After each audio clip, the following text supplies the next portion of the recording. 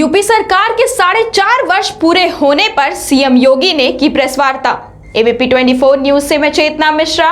उत्तर प्रदेश सरकार ने अपने 4.5 साल पूरे कर लिए हैं, जिसमें 4.5 वर्षों के दौरान सरकार की उपलब्धियों से आम जन को परिचित कराने के लिए मुख्यमंत्री योगी आदित्यनाथ ने राजधानी लखनऊ में प्रेस वार्ता की, जिसमें सीएम योगी के साथ साथ उप मुख्यमंत्री केशव प्रसाद मौर्य, उप मुख्यमंत्री डॉक्टर दिनेश शर्मा, प्रदेश अध्यक्ष स्वतंत्र देव सिंह और तमाम कार्यकर्ता और नेता मौजूद रहे। प्रेस वार्ता के दौरान सीएम योगी ने 4 सालों में सरकार द्वारा आमजन के लिए किए गए कार्य, विकास परियोजनाओं और तमाम उपलब्धियों को बताया, जिसके लिए प्रेस वार्ता के दौरान एक पत्रिका का भी विमोचन किया गया, जिसमें योगी सरकार की उपलब्धियों के बारे में पढ़ा जा सकता है।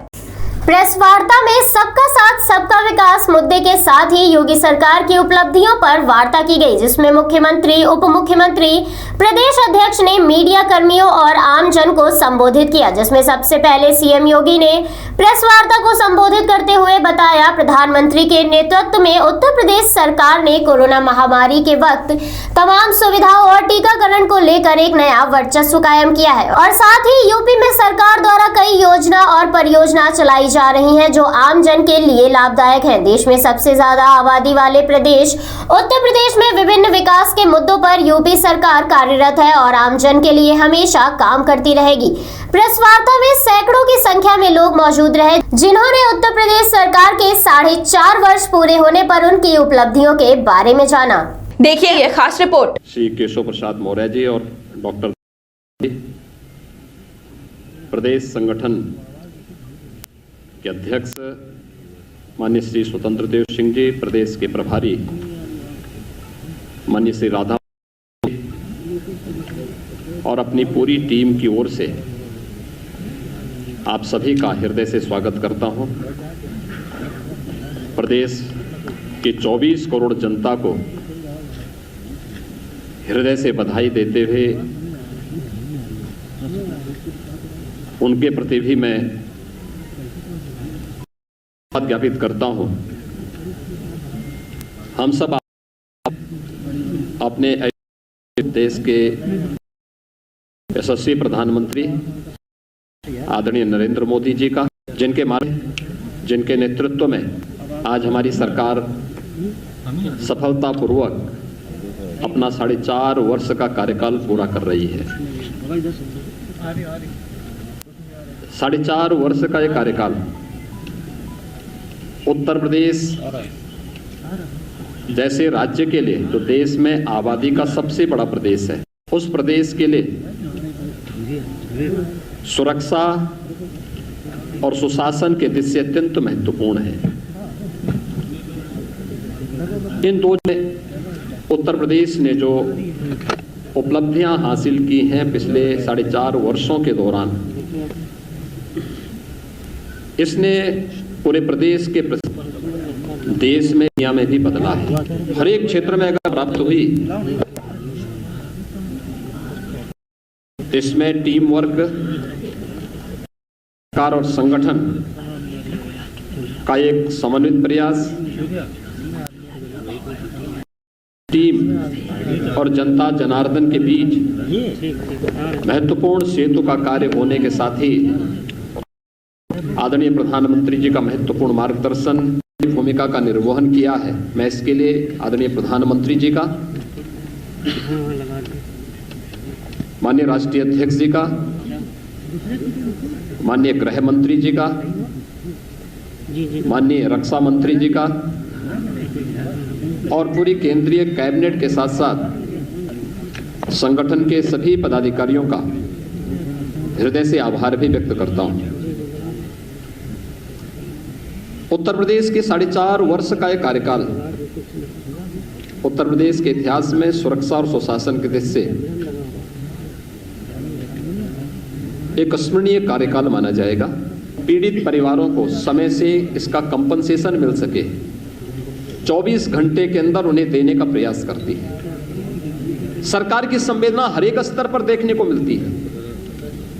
डीबीटी के माध्यम से पिछले 4.5 वर्ष के अंदर हमारी सरकार ने 5 लाख करोड़ रुपए से अधिक की धनराशि प्रदेश के नौजवानों के पास, प्रदेश के गरीबों के पास, प्रदेश के महिलाओं के पास, प्रदेश के किसानों के पास देने का कार्य किया।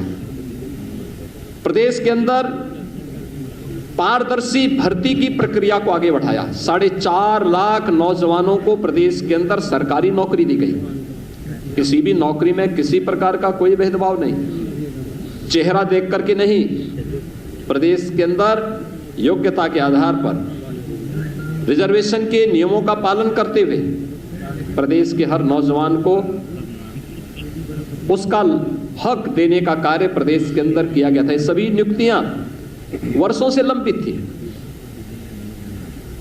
वर्षों से लंबित थी, क्योंकि पारदर्शिता का अभाव था, ईमानदारी का अभाव पिछली सरकारों में था, और उन कार्यक्रमों को सफलतापूर्वक हमारी सरकार ने आगे बढ़ाया था। नहीं तो भर्ती निकलती थी और परिवार के अलग अलग सदस्य, खानदान, पूरा खानदान वसूली के लिए प्रदेश में निकल पड़ता था। 4.5 वर्ष के अंदर आपने देखा होगा, एक भी भर्ती में कहीं कोई दलाली नहीं, कहीं किसी प्रकार का कोई लेन देन नहीं, पूरी ईमानदारी, पूरी पारदर्शिता के साथ जब कार्यक्रम हुआ तो माननीय न्यायालय को भी किसी भी भर्ती में स्थगन आदेश नहीं देना पड़ा और पूरी पारदर्शिता के साथ 4.5 लाख नौजवानों को नौकरी दी गई। सुरक्षा का बेहतर वातावरण बना तो प्रदेश के अंदर निवेश भी बड़ी पैमाने पर आया। 2018 का आप लोगों ने प्रदेश का पहला इन्वेस्टर समिट देखा होगा। देश का हर उद्योगपति आया था और आज प्रदेश के अंदर पारदर्शी कार्य पद्धति, त्वरित निर्णय लेने की क्षमता का परिणाम है कि देश और दुनिया का हर उद्योगपति प्रदेश के अंदर निवेश करने के लिए उत्सुक है। ईज ऑफ डूइंग बिजनेस यानी व्यवसाय की सुगमता में उत्तर प्रदेश ने एक लंबी छलांग मारी है। जिस उत्तर प्रदेश में 2015-16 में ईज ऑफ डूइंग बिजनेस में 14वें स्थान पर था, वही उत्तर प्रदेश आज यानी 14वें स्थान का मतलब अगर देश और दुनिया का कोई निवेशक निवेश करने का इच्छुक होगा तो देखता था कि क्या स्थिति है राज्यों की, और फिर अपने अनुकूल वहां ईज ऑफ डूइंग बिजनेस में जिन राज्यों की अच्छी रैंकिंग होती थी वहां पर वह निवेश के लिए जाता था। उत्तर प्रदेश 14वें स्थान पर था, यानी हमारी कहीं गिनती नहीं थी। और आज मुझे बताते हुए प्रसन्नता है, Uttar Pradesh ease of doing business में देश के अंदर नंबर 2 स्थान पर है। 3 लाख करोड़ रुपए से अधिक का निवेश उत्तर प्रदेश में हम लोगों ने कराया। और कोरोना कालखंड में तो आपने देखा होगा, देश की पहली डिस्प्ले यूनिट उत्तर प्रदेश में स्थापित हुई, और वह निवेश भी हमारे यहां कहां से आया था? चीन से आया था। चीन से निवेश भारत में और भारत में उत्तर प्रदेश में हो, ये उत्तर प्रदेश के लिए एक उपलब्धि थी। और इस प्रकार के तमाम निवेश उत्तर प्रदेश में हुए। निवेश केवल हमारे लिए निवेश तक सीमित नहीं था, हमारे नौजवानों के लिए नौकरी और रोजगार का भी माध्यम था। और उसका परिणाम बड़े पैमाने पर 1,61,00,000 से अधिक नौजवानों को प्रदेश के अंदर ही नौकरी और रोजगार की संभावनाएं इस निवेश के, इस भारी भरकम निवेश के माध्यम से प्रदेश के अंदर उपलब्ध होते हुए दिखाई दे। इसका परिणाम था कि प्रदेश के अंदर जो प्रदेश की सरकार ने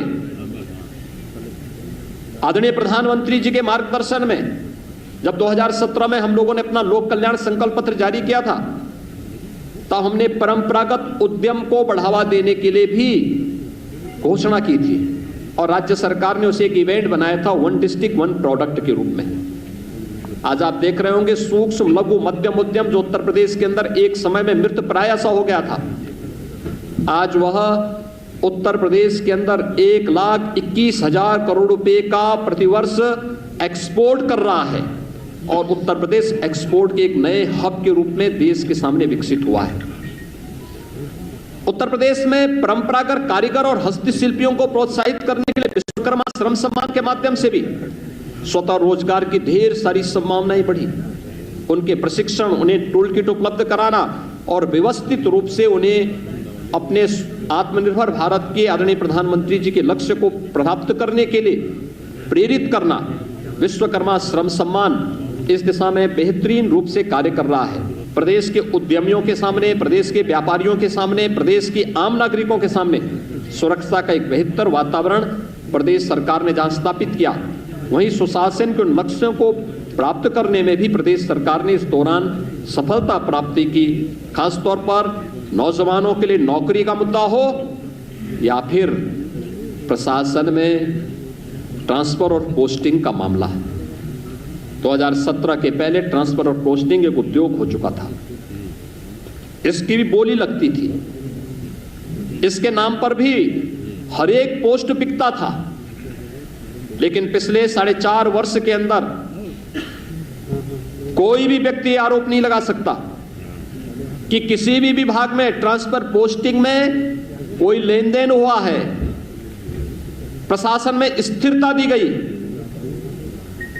2017 के पहले आप देखेंगे अधिकारी वे कमिश्नरी स्तर पर हो, जोन स्तर पर हो, रेंज स्तर पर हो, जनपद स्तर पर हो, तहसील स्तर पर हो, थाने स्तर पर हो, हर महीने 2 महीने में ताश के पत्तों की तरह फेंटे जाते थे। लेकिन 4.5 वर्ष के अंदर आपने देखा होगा प्रशासनिक स्थिरता हर एक स्तर पर, उस स्थिरता ने एक स्थायित्व दिया और उस स्थायित्व ने लोगों में कार्य करने की एक गति दी, लोगों का विकास के प्रति रुझान बढ़ाया, टीम वर्क से कार्य का परिणाम सामने आया। और देखते ही देखते जिस उत्तर प्रदेश के बारे में प्रधानमंत्री जी ने कहा था कि उत्तर प्रदेश को 2017 के पहले क्या समझा जाता था कि देश के विकास को अवरुद्ध करने वाला प्रदेश, क्योंकि किसी भी योजना में आगे नहीं था, हर एक योजना में पीछे, किसी में 17वें स्थान पर, किसी में 23वें स्थान पर, किसी में 27वें स्थान पर। और आज मुझे बताते हुए प्रसन्नता है कि देश के अंदर भारत सरकार के द्वारा संचालित 44 योजनाओं में उत्तर प्रदेश नंबर 1 पर चल रहा है। प्रधानमंत्री आवास योजना 42 लाख गरीबों को एक आवास बिना भेदभाव के उपलब्ध कराया गया। 2 करोड़ 61 लाख गरीबों को एक शौचालय उपलब्ध कराए गए। 1 करोड़ 38 लाख गरीबों को विद्युत के निःशुल्क कनेक्शन उपलब्ध कराए गए। 1 करोड़ 56 लाख से अधिक गरीबों को उज्ज्वला योजना में रसोई गैस के निःशुल्क कनेक्शन उपलब्ध हुए। 6 करोड़ से अधिक लोगों को आयुष्मान भारत के अंतर्गत 5 लाख रुपए की सुरक्षा बीमा का कवर दिया गया। 3 करोड़ प्रवासी और निवासी श्रमिकों को 2 लाख रुपए की सामाजिक सुरक्षा की गारंटी दी गई। 2 करोड़ 53 लाख किसानों को प्रधानमंत्री किसान सम्मान निधि से जोड़ा गया। 15 करोड़ प्रदेश के नागरिकों को कोरोना के पहले और दूसरे वेव में, पहले वेव में 8 महीने अप्रैल 2020 से लेकर के नवंबर 2020 तक और दूसरे चरण में, दूसरे वेव में मई 2021 से और ये निरंतर नवंबर 2021 तक मिलेगा। 15 करोड़ लोगों को निःशुल्क राशन की सुविधा का लाभ प्रदेश की सरकार भारत सरकार के सहयोग से उपलब्ध करवाने का कार्य की है या कर रही है। ये तब संभव हो पाया जब हमने तकनीक को अपनाया, प्रशासनिक स्थिरता दी, ट्रांसफर पोस्टिंग में किसी भी प्रकार के लेन देन को दूर करते हुए पूरी ईमानदारी के साथ, पूरी प्रतिबद्धता के साथ इस कार्यक्रम को आगे बढ़ाने का कार्य किया। आज उसका परिणाम है कि हर एक क्षेत्र में उत्तर प्रदेश आगे बढ़ता हुआ दिखाई दे रहा है। तकनीक की स्थिति प्रदेश के अंदर 2005-6 में भी आपने देखा होगा खाद्यान्न घोटाला हुआ था, उसकी सीबीआई जांच अभी भी प्रचलित है।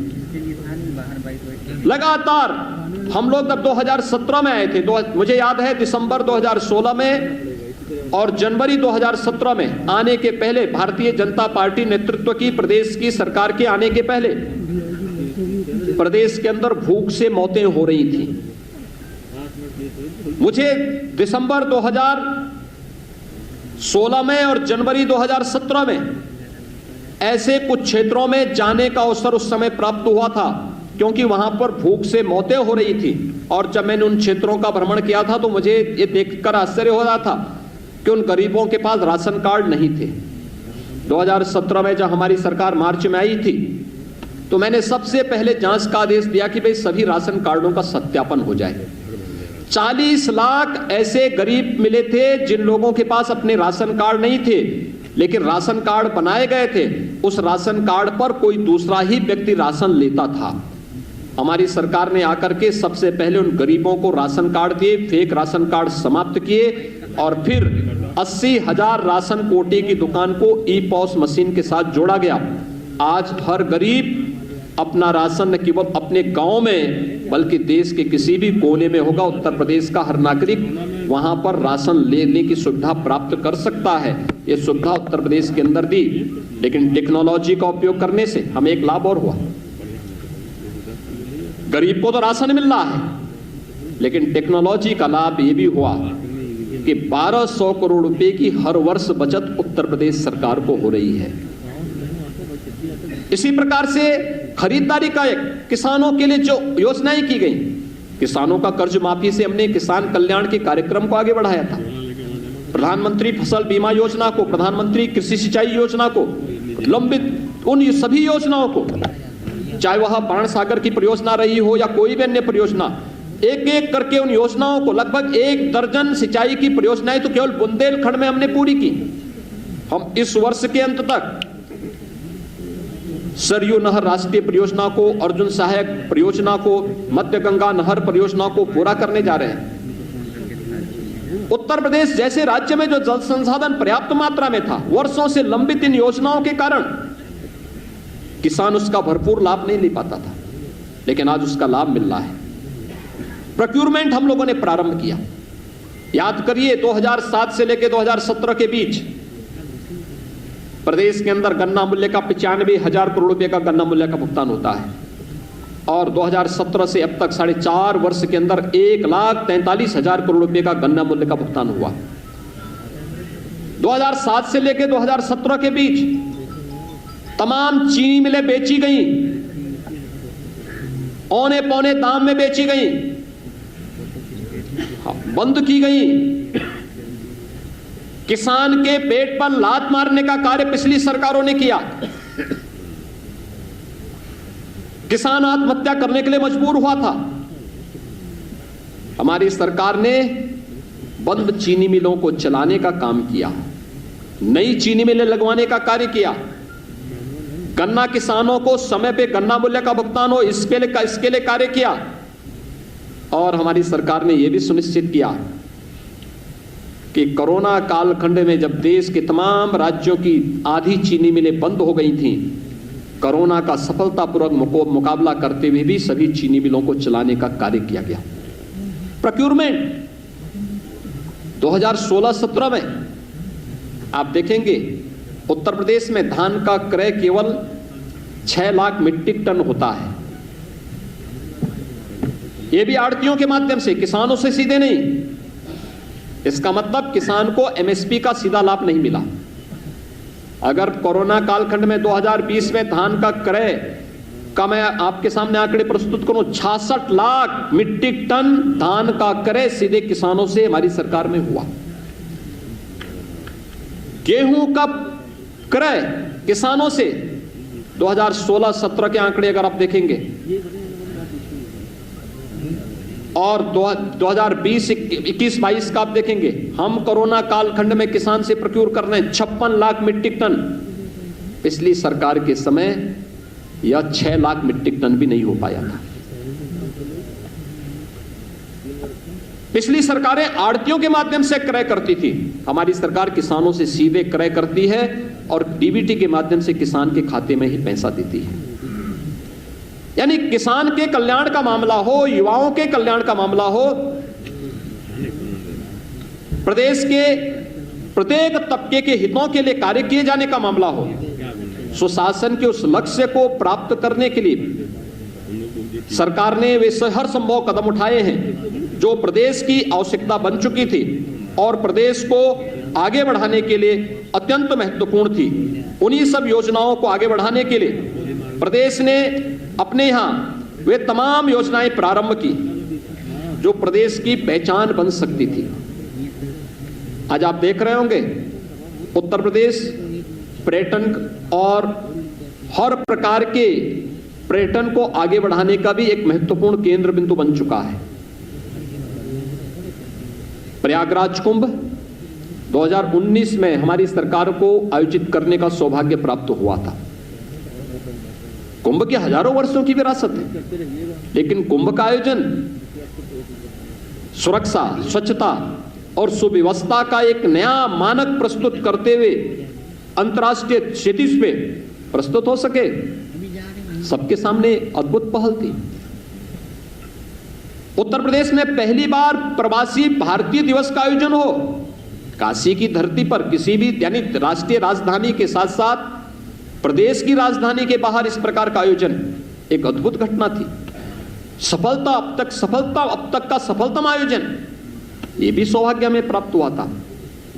प्रदेश का पहला इन्वेस्टर समिट आयोजित करने का सौभाग्य भी हमें प्राप्त हुआ, जिसने प्रदेश में निवेश की संभावनाओं को आगे बढ़ाया और प्रदेश के बारे में जो धारणाएं थी उनको समाप्त किया। और उत्तर प्रदेश, ये वही उत्तर प्रदेश है जिसने अपनी परंपरागत पहचान को भी देश और दुनिया के सामने प्रस्तुत किया। अयोध्या का दीपोत्सव का आयोजन हो, काशी के दीपावली का आयोजन हो, बरसाना का रंगोत्सव का कार्यक्रम हो, यह आयोजन हमारे लिए हमारी पहचान, हमारी विरासत को दुनिया के सामने प्रस्तुत करने का एक माध्यम था। विपक्षी दलों को ये सांप्रदायिकता के दंश को से की दृश्य देखने के लिए वे अभिषिक्त थे। वे कभी इस आयोजनों को नहीं कर सकते थे। वो हमेशा इस बात के लिए सशंकित रहते थे कि हम अयोध्या में दीपोत्सव का कार्यक्रम करेंगे तो हम पे सांप्रदायिकता का लेबल लगेगा। लेकिन हमारी सरकार के लिए एक आयोजन था प्रदेश के परसेप्शन को दुनिया के सामने प्रस्तुत करने का। और मुझे प्रसन्नता है आज प्रदेश सरकार तेजी के साथ इस समय आगे बढ़ रही है।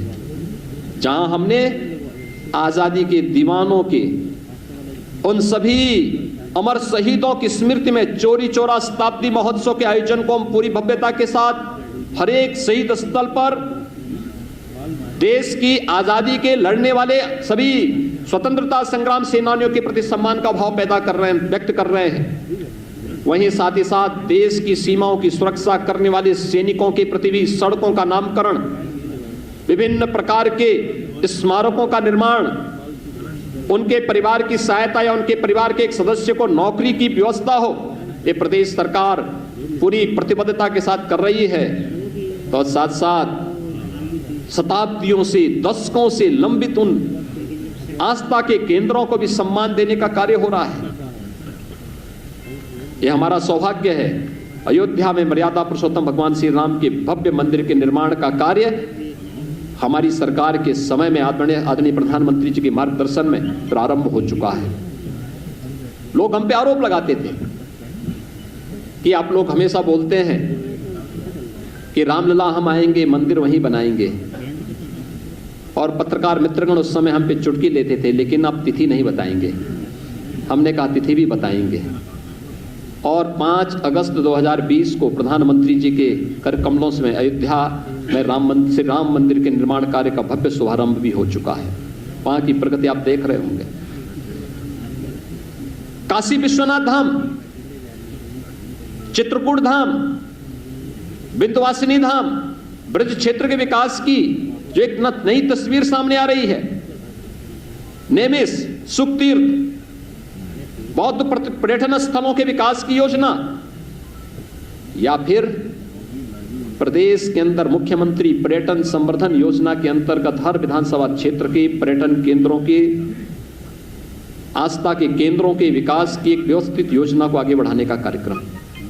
यह आस्था का सम्मान है और आस्था के सम्मान को आगे बढ़ाते हुए पूरी प्रतिबद्धता के साथ न केवल उत्तर प्रदेश वासियों का बल्कि देश और दुनिया के उन सभी लोगों को जो उत्तर प्रदेश को देश का हृदय स्थल के रूप में एक सम्मान का भाव रखते हैं, उन सबको भी सम्मान देने का कार्य हमारी सरकार ने किया है।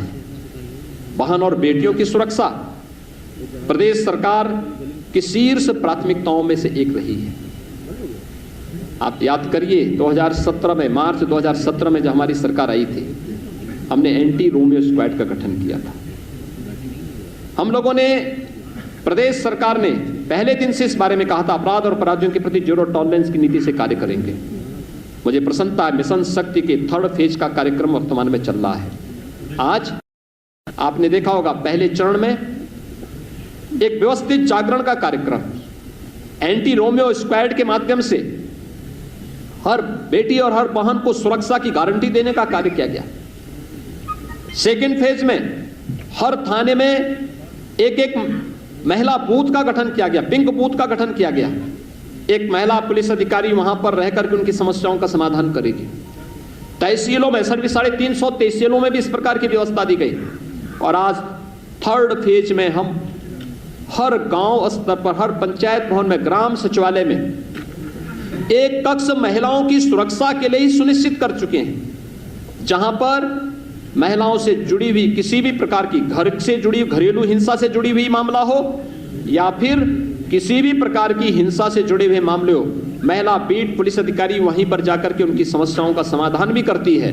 और साथ साथ इसका भी प्रयास कर रही है कि महिलाओं के कल्याण से जुड़ी हुई सभी प्रकार की योजनाएं, मुख्यमंत्री कन्या सुमंगला योजना हो, बेटी पढ़ाओ का मामला हो, या फिर बेटी बचाओ बेटी पढ़ाओ का मामला हो, या फिर मातृ वंदना योजना हो, जननी सुरक्षा योजना का लाभ देना हो, मुख्यमंत्री सामूहिक विवाह योजना हो, इन सभी योजनाओं से आच्छादित करने की कार्रवाई भी वहीं पर, निराश्रित महिला पेंशन की योजना हो, जहां पर कोई वृद्धावस्था पेंशन से जुड़े हुए हैं तो उस पेंशन की योजना से जोड़ने के लिए भी वहां पर पूरी प्रतिबद्धता के साथ, पूरी ईमानदारी के साथ वहां पर महिला पुलिस बीट अधिकारी और हमारी फील्ड की जो टीम है वो वहां पर जनप्रतिनिधियों के मार्गदर्शन में पूरी ईमानदारी के साथ कार्य करती हुई दिखाई दे रही है। और एक सुरक्षा का एक नया वातावरण वहां पर पैदा करने का प्रयास हुआ है।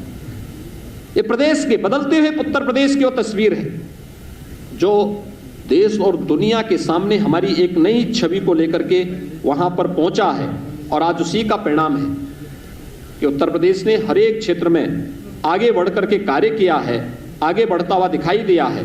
हम उन स्थितियों में उत्तर प्रदेश के अंदर उसके परिणाम भी सामने मिले। हमें याद है 2016-17 में उत्तर प्रदेश देश की 6ठी अर्थव्यवस्था कहलाई जाती थी। हम लोगों को संकोच होता था,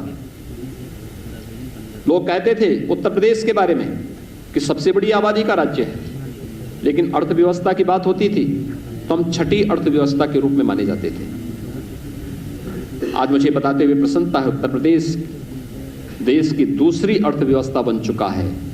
इंफ्रास्ट्रक्चर के जो कार्य प्रदेश के अंदर प्रारंभ हुए हैं, चाहे वह इंटर स्टेट कनेक्टिविटी, 4 लेन से जोड़ने का, हर जिला मुख्यालय को 4 लेन से जोड़ने की कार्रवाई, तहसील मुख्यालयों को ब्लॉक मुख्यालयों को जोड़ने की जो कार्रवाई प्रारंभ हुई है, प्रदेश के वे क्षेत्र जो अपने को उपेक्षित महसूस करते थे, पूर्वांचल एक्सप्रेसवे के माध्यम से वहां की अर्थव्यवस्था को सुदृढ़ करने की कार्रवाई, बुंदेलखंड एक्सप्रेसवे के माध्यम से बुंदेलखंड क्षेत्र के समग्र विकास की कार्रवाई, गंगा एक्सप्रेसवे के माध्यम से पश्चिम उत्तर प्रदेश और पूर्वी उत्तर प्रदेश को जोड़ने की कार्रवाई, गोरखपुर लिंक एक्सप्रेसवे और बलिया लिंक एक्सप्रेसवे के माध्यम से वहां के विकास के कार्यक्रम को आगे बढ़ाने की कार्रवाई। प्रदेश के अंदर 2017 के पहले एक भी सिटी मेट्रो से नहीं जुड़ी थी। आज मुझे बताते हुए प्रसन्नता है, 4 सिटी में मेट्रो का सफलतापूर्वक संचालन हो रहा है। कानपुर और आगरा में मेट्रो युद्ध स्तर पर चल रहा है। हमारा प्रयास है कि नवंबर-दिसंबर तक हम कानपुर और आगरा में भी मेट्रो का सफलतापूर्वक संचालन कर सकें। कल हम लोगों ने पहली बोगी बड़ोदरा में उत्तर प्रदेश मेट्रो कारपोरेशन को उपलब्ध करवाया है। यह दिखाता है कि किस तेजी के साथ प्रदेश के अंदर एयर कनेक्टिविटी कितना बेहतर हुआ है। 2017 के पहले केवल 2 एयरपोर्ट फंक्शनल थे उत्तर प्रदेश के अंदर, आज 8 एयरपोर्ट फंक्शनल हैं। 5 इंटरनेशनल एयरपोर्ट प्रदेश के अंदर वर्तमान में या तो चालू हैं या बन रहे हैं। 10 नए एयरपोर्ट के निर्माण की कार्रवाई चल रही है। एयर कनेक्टिविटी के साथ साथ प्रदेश के अंदर हर गांव सड़क योजना के साथ जुड़ सके, हम लोगों ने इसके लिए युद्ध स्तर पर कार्य प्रारंभ किया है और हर एक गांव में बेहतर कनेक्टिविटी हो, बुनियादी सुविधाएं लोगों को प्राप्त हो, हर एक स्तर पर प्राप्त हो, भारत सरकार की योजनाओं का भरपूर लाभ लिया जाए, इस दिशा में बेहतर प्रयास हुआ। शिक्षा के क्षेत्र में भी अभूतपूर्व सफलता प्रदेश को प्राप्त हुई। आदरणीय प्रधानमंत्री जी ने 2020 में नई राष्ट्रीय शिक्षा नीति लागू की और मुझे प्रसन्नता है उत्तर प्रदेश देश के उन अग्रणी राज्यों में है जिन्होंने राष्ट्रीय शिक्षा नीति 2020 को अक्षरशः अपने यहां लागू करते हुए, कोरोना महामारी का सामना करते हुए अपने यहां उसे अक्षरशः लागू करने के लिए अपनी पूरी रणनीति तैयार कर ली है। 2022 से जब नई राष्ट्रीय शिक्षा नीति आगे लागू होगी तो उसको उत्तर प्रदेश उन अग्रणी राज्यों में उसको लीड करता हुआ, नेतृत्व करता हुआ दिखाई देगा, जो आदरणीय प्रधानमंत्री जी की मंशा है। प्रदेश के अंदर हम लोगों ने 7 नए विश्वविद्यालय वर्तमान में गठित कर रहे हैं, बना रहे हैं। ये 7 नए विश्वविद्यालय प्रदेश के अलग अलग कोनों में स्थापित हो रहे हैं। 50 नए महाविद्यालय और पहली बार प्रदेश के अंदर पुलिस एंड फॉरेंसिक इंस्टीट्यूट की स्थापना भी प्रदेश की राजधानी लखनऊ में हो रहा है। ये केवल एक इंस्टीट्यूट नहीं होगा, यहां पे पाठ्यक्रम भी चलेंगे। अक्सर हम देखते थे कि हमारी जो जांचें होती थी वो ठहर जाती थी एक समय के बाद। जब वो फॉरेंसिक जांच के लिए जाता था एक लंबा समय लगता था, महीनों महीनों वर्षों लग जाते थे। आज हर कमिश्नरी मुख्यालय पर ए लेवल या बी लेवल की लैब्स स्थापित, फॉरेंसिक लैब्स स्थापित की जा रही हैं। हर रेंज स्तर पर, हर कमिश्नरी स्तर पर साइबर थाने स्थापित किए जा रहे हैं।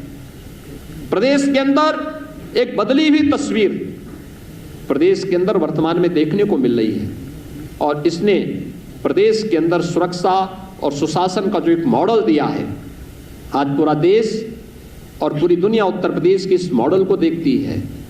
और मुझे लगता है कोरोना कालखंड के दौरान जो कुछ देश और दुनिया के सामने आया है, आदरणीय प्रधानमंत्री जी का मार्गदर्शन था, उत्तर प्रदेश की हमारी पूरी सरकार, पूरा प्रशासनिक तंत्र, हर हेल्थ वर्कर्स, हर कोरोना वॉरियर्स इसके साथ जब जुड़ा, जनता जनार्दन का इसके साथ जब सहयोग मिला, आज आप देख रहे होंगे कोरोना प्रबंधन का एक मॉडल उत्तर प्रदेश का देश में भी, दुनिया के अंदर भी सराहा जा रहा है। सबसे बड़ी आबादी का राज्य, सबसे कम पॉजिटिविटी, सबसे कम मृत्यु दर उत्तर प्रदेश के अंदर, सबसे कम मामले उत्तर प्रदेश के अंदर, लगभग नियंत्रण एकदम प्रभावी नियंत्रण है।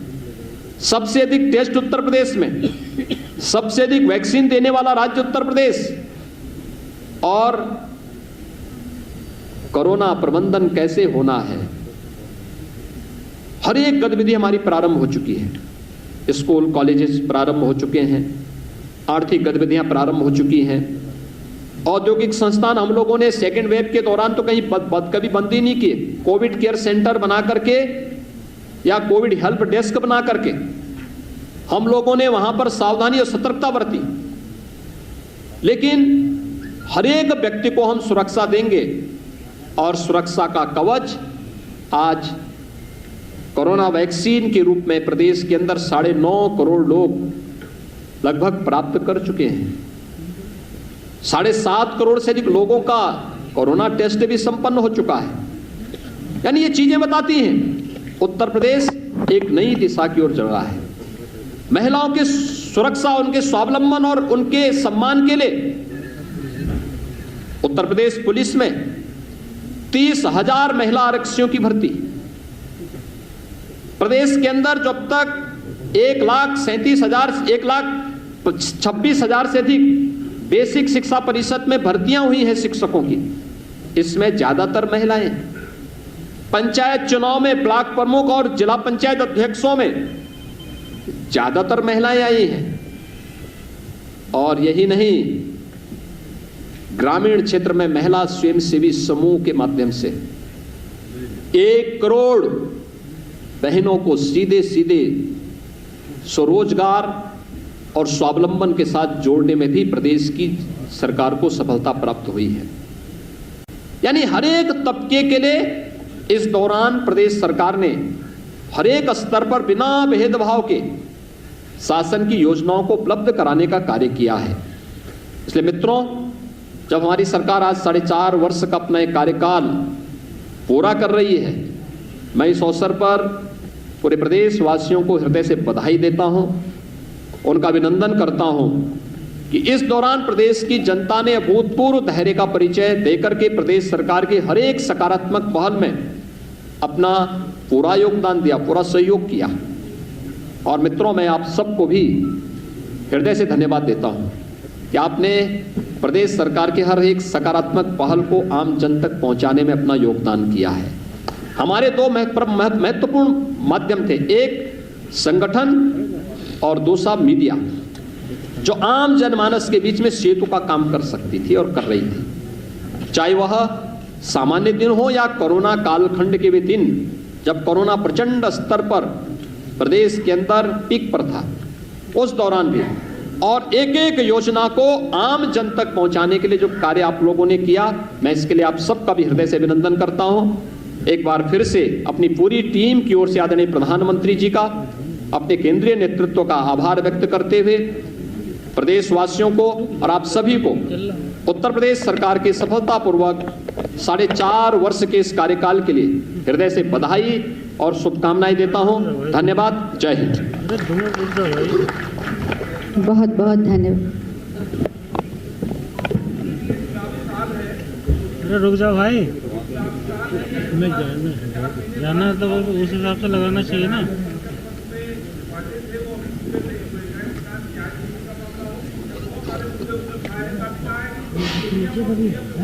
लोक कल्याण संकल्प पत्र के सभी घोषणाओं को सरकार ने पूरा किया है। एक एक मैं चाहूंगा कि हमारा विपक्ष के मित्र पढ़ने की आदत अगर होती, हमारे लोक कल्याण संकल्प पत्र में बैठ करके हमारे जो प्रशिक्षण शिविर लगते थे उसमें आकर कुछ सीख लेते, कुछ सद्बुद्धि आती, प्रदेश के बारे में एक सोच पैदा होती। एक एक वायदों को जो भारतीय जनता पार्टी ने 2017 में किया था, सरकार ने उसे पूरा किया है। एक 2022 में उत्तर प्रदेश विधानसभा के चुनाव आएंगे, भारतीय जनता पार्टी 350 सीट पाकर के फिर से भारी बहुमत के साथ सरकार बनाएगी, कोई संदेह इसमें नहीं होना चाहिए। धन्यवाद।